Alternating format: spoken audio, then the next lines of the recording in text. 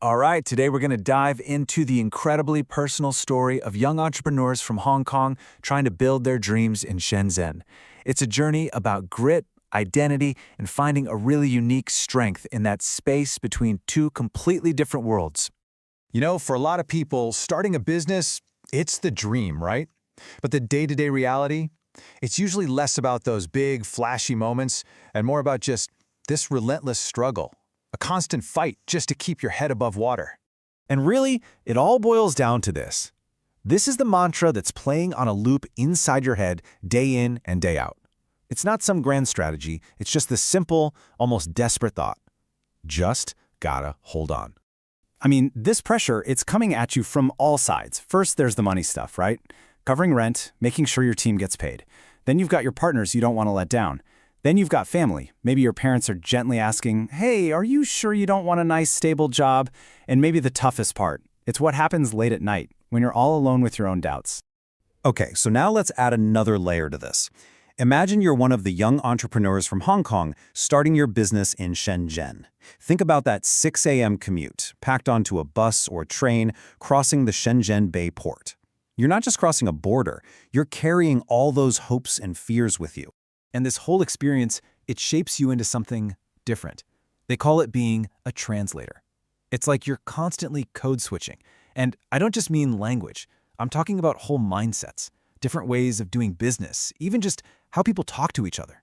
But here's the catch. Being fluent in both worlds, it leads to this really tough question. Are you the bridge that connects these two places? Or are you actually an outsider in both, never really fitting in anywhere? And that's the core of the struggle. You can imagine, it's like getting mental whiplash every single day. So one moment, you're deep in the Hong Kong way of thinking. Everything is by the book, professional, structured. And the next, boom, you're in Shenzhen, and the vibe is completely different. It's all, enough talk, let's just do it. Speed is everything. So trying to juggle these two identities every single day, it's absolutely exhausting. And it's no surprise that this often leads to a real crisis moment, a point where you just feel like you're failing on both fronts, and honestly, giving up sounds like the most logical thing to do. But it's often right there, at that rock bottom moment, where you find your real why. In the story that actually inspired this whole thing, the founders were right there, about to throw in the towel. And then, something incredible happened. The medical sensor they'd been working so hard on, the one causing all this stress, it literally saved one of their father's lives. All of a sudden, everything clicked.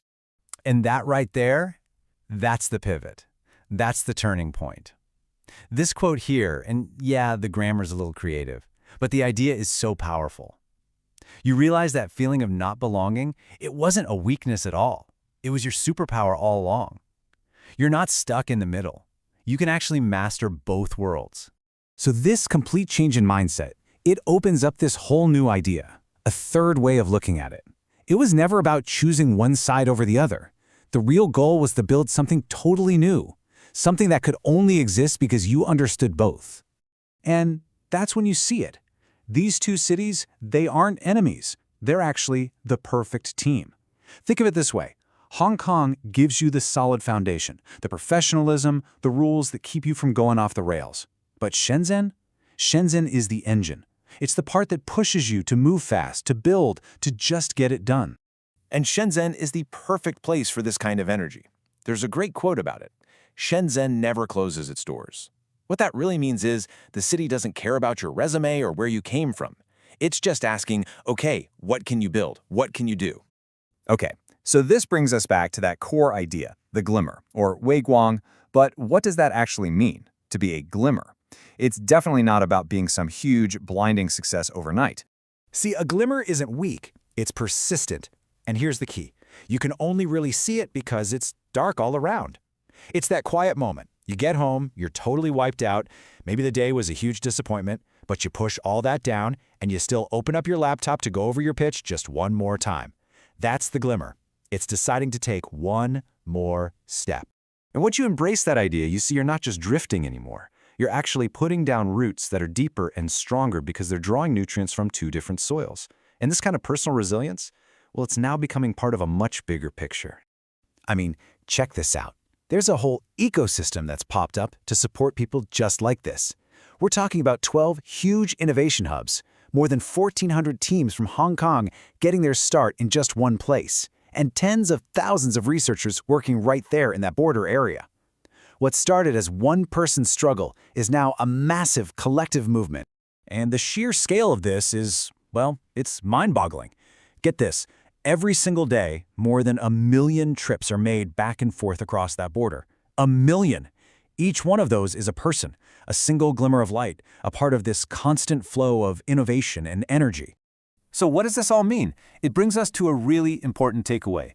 That whole difficult journey, that feeling of being a translator, of being stuck in the middle, it's not a bug, it's a feature.